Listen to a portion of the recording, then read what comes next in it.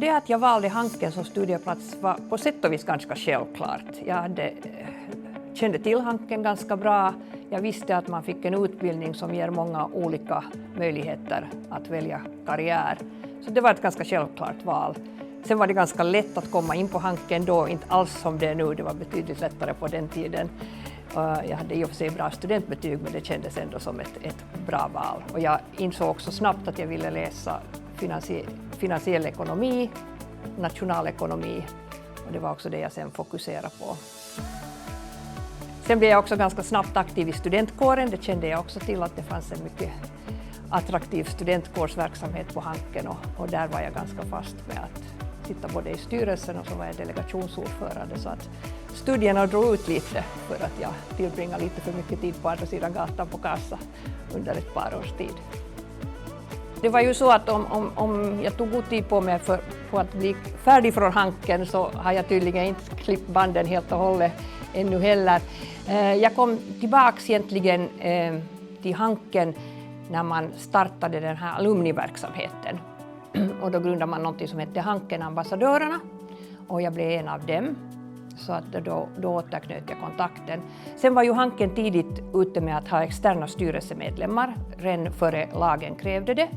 Och jag satt som suppleant i Hankens styrelse redan 2009 vill jag minnas. Och sen när universitetslagen ändrades och externa styrelsemedlemmar blev normen så att säga, så då blev jag invald i Hankens styrelse, och där satt jag sen i många år, de 3 sista åren, sen som styrelseordförande. Under den resan så hade vi också ett placeringsutskott som styrelsen grundade, där vi hade glädjen att få börja förvalta de medel som man hade samlat in under de framgångsrika fundraising-kampanjerna. Sen satt jag också själv och drog en av kampanjkommittéerna under de här åren, var med i donationsutskottet, och nu idag så är jag med i stiftelsens fullmäktige, så att fortfarande lite med i verksamheten.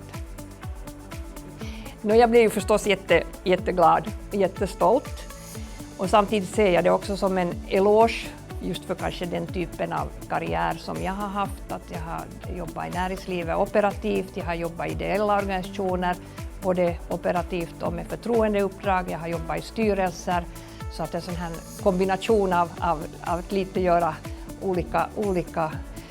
olika saker, så det upplevde jag som smickrande att man ville uppmärksamma det. Sen samtidigt så fick det ju mig att tänka på hur fantastiska Hanken-alumner det finns både i Finland och runt om i världen, och det är ju förstås någonting som vi alla kan vara jättestolta över, att Hanken-alumner, framgångsrika sådana, kommer emot överallt, både i Finland och utomlands. Jag skulle vilja hälsa kanske det att Hanken-alumnerna, många sitter ju på sådana positioner där vi på riktigt kan påverka det som sker i samhället, både i Finland och i vår omvärld. Och kanske speciellt när det gäller Finland, där vi nu kanske äntligen börjar se lite ljus i tunneln, så har ju hankeiter i sina roller i arbetslivet en jätteviktig funktion. Vi kan vara med och påverka att Finland kan se mera tillväxt, vi kan vara med och bidra till innovationer, vi kan vara med och bidra till konsumtion, vilket inte alls är oviktigt i det här sammanhanget.